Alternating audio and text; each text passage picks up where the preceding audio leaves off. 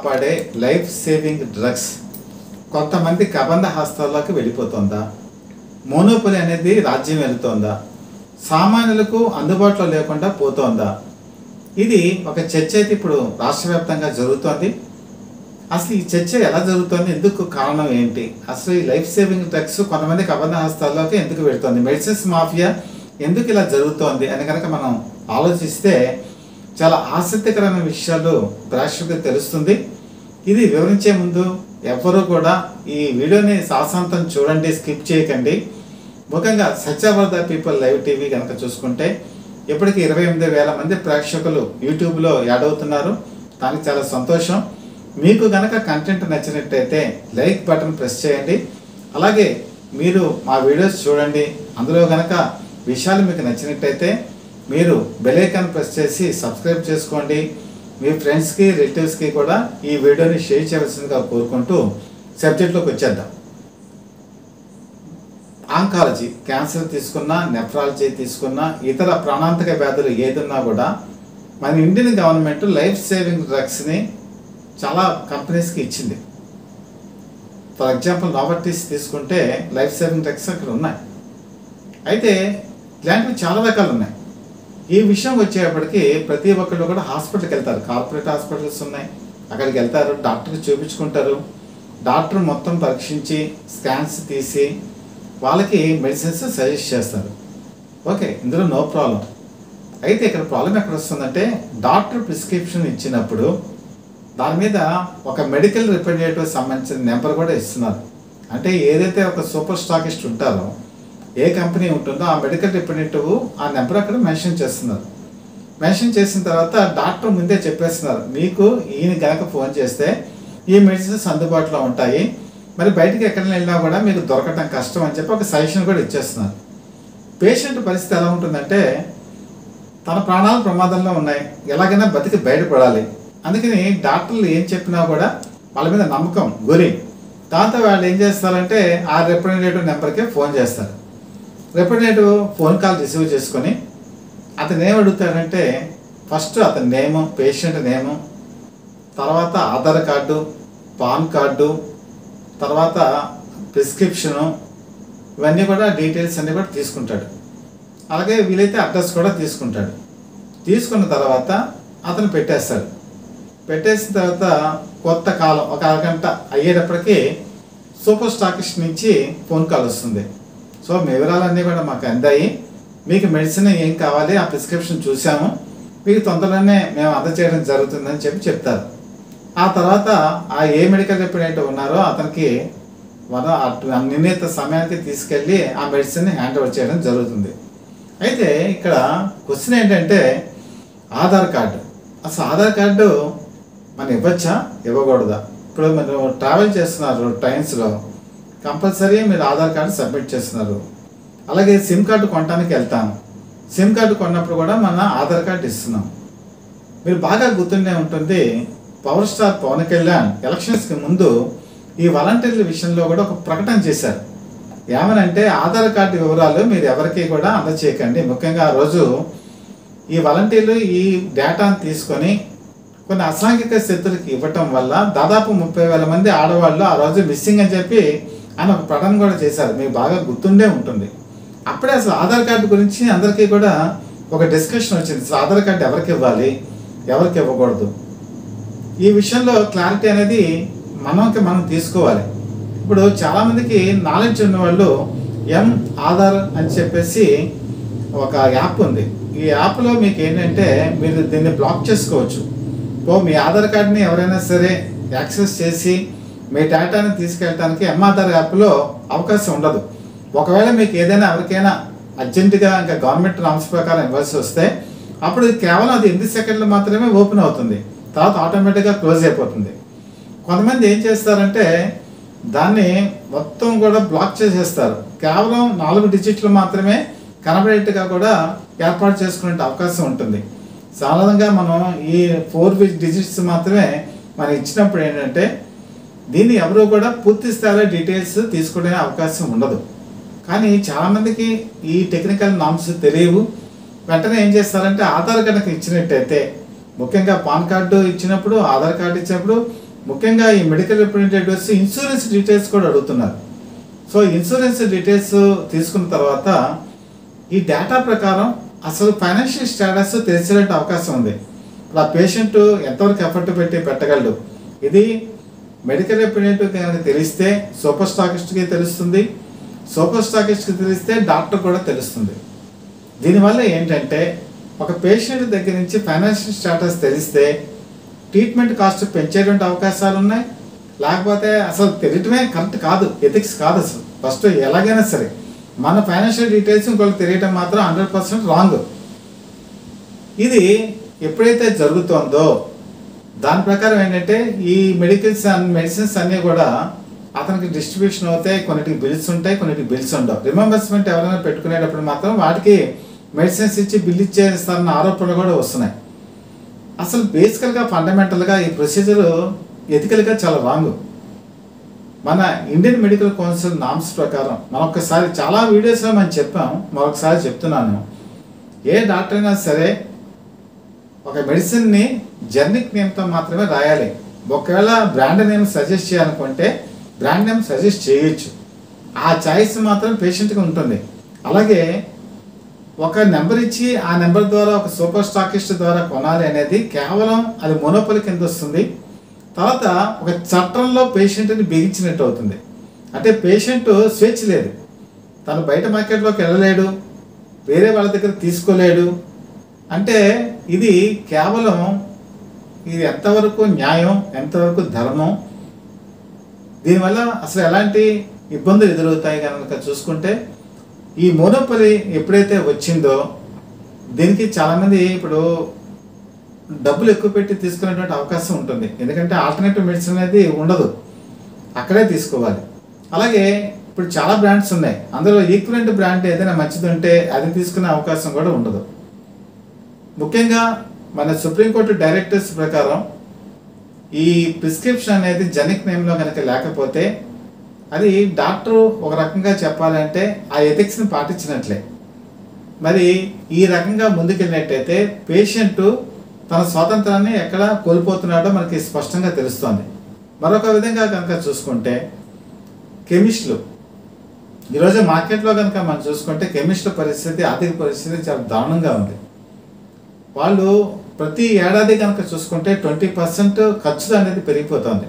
Electricity దగ్గర నుంచి మొదలు పెట్టుకొని మిగతా ఇన్ఫ్రాస్ట్రక్చర్ దగ్గర నుంచి ప్రతి ఏడాది పెరుగుతుంది. కానీ ఒక కెమిస్ట్కి వచ్చేటువంటి ఆదాయం మాత్రం పెరగట్లా.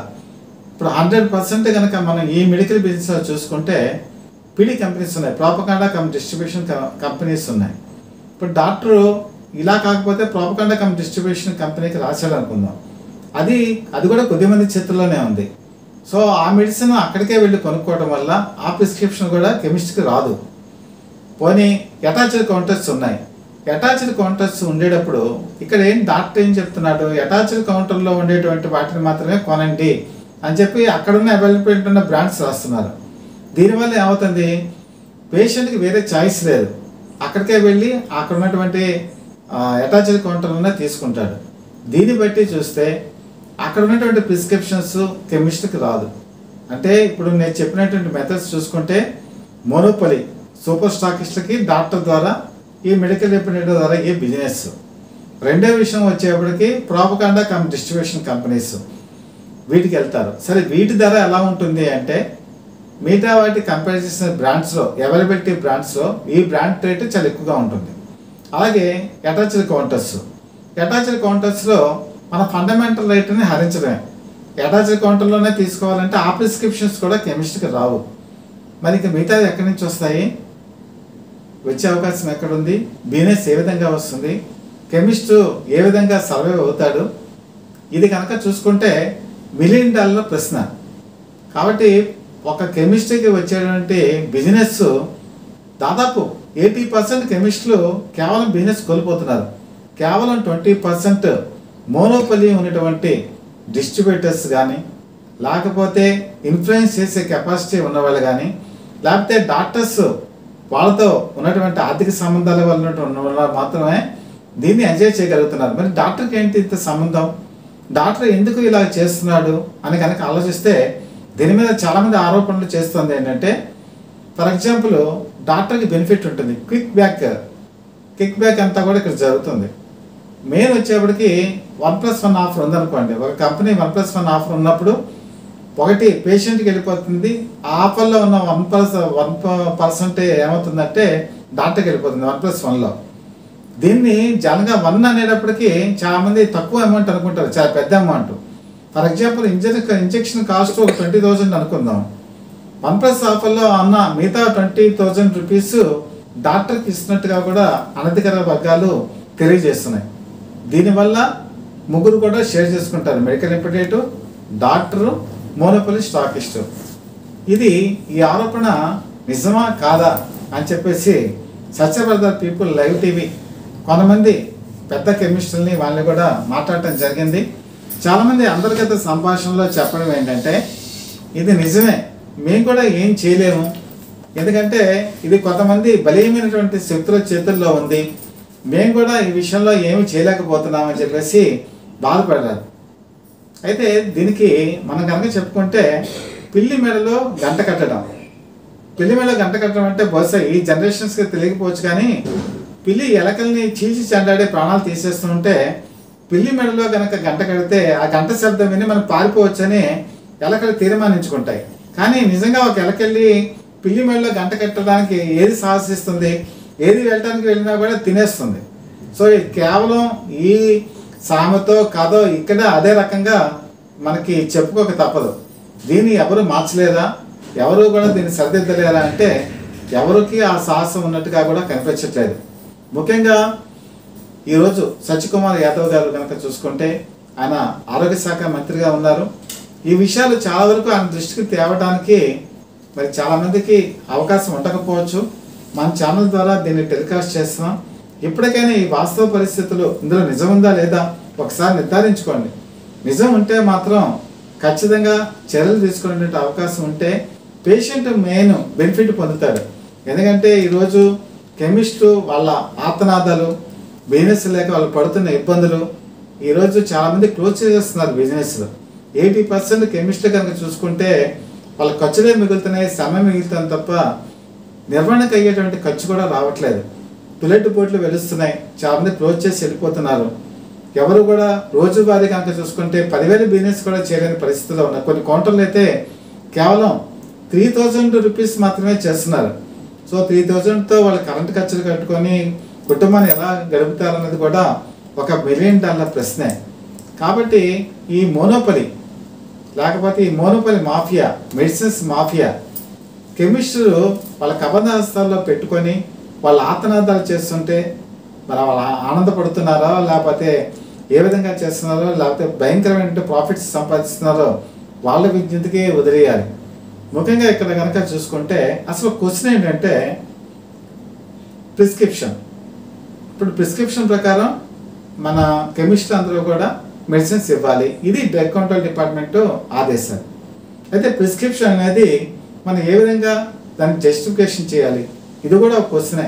చాలామంది విజ్ఞానులు దీన్ని రైజ్ చేస్తున్న క్వశ్చన్ ఏంటంటే ఆల్టర్నేటివ్ మెడిసిన్ ఎండి అని చెప్పేసి ఒక డాక్టర్ ఉన్నారు అనుకుందాం, ప్రిస్క్రిప్షన్ ఇస్తారు. ఆల్టర్నేటివ్ మెడిసిన్ ఉన్న వాళ్ళు అల్లోపతికి వాళ్ళు సజెస్ట్ చేయొచ్చా? అసలు ఎండి ఆల్టర్నేటివ్ మెడిసిన్ మరి కెమిస్ట్ ఆ ప్రిస్క్రిప్షన్ ప్రకారం మెడిసిన్స్ ఇవ్వచ్చా? ఇది టెక్నికల్గా ఒక డౌట్. ఆల్టర్నేటివ్ మెడిసిన్ అంటే అది అల్లోపతి కాదు. మరి అల్లోపతి కానప్పుడు మరి ఆల్టర్నేటివ్ మెడిసిన్ ఇచ్చిన ప్రిస్క్రిప్షన్ ఎంతవరకు వ్యాలిడిటీ? అలాగే హోమియోపతి, బిహెచ్ఎంఎస్ వాళ్ళు కొంతమంది ప్రాక్టీస్ చేస్తున్నారు, అందులో అల్లోపతి సంబంధించిన మెడిసిన్స్ రాస్తారు. మరి కెమిస్ట్రీ ఇవ్వాలా ఇవ్వకూడదా? యాక్చువల్గా రూల్ ప్రకారం అయితే హోమియోపతి డాక్టరు అల్లోపతి మెడిసిన్స్ రాయకూడదు, ఆయుర్వేదిక్ డాక్టరు ఆయుర్వేదిక్ మెడిసిన్స్ రాయాలి కానీ మరి అల్లోపతి మెడిసిన్స్ రాయకూడదు. మరి ప్రిస్క్రిప్షన్ ప్రకారం ఇవ్వాలి. మరి కెమిస్ట్రీకి ఏమాత్రం నాలెడ్జ్ ఉంటుంది అంటే ఫార్మసిస్ట్ అనుకుందాం, మరి ఫార్మసిస్ట్కి ఎంతవరకు నాలెడ్జ్ ఉంటుంది, అది ఇవ్వాలా వద్దా? ఇది కూడా ఒక క్వశ్చనే. ఈ క్వశ్చన్కి సమాధానం కూడా ఎవరికి దొరకనటువంటి పరిస్థితి.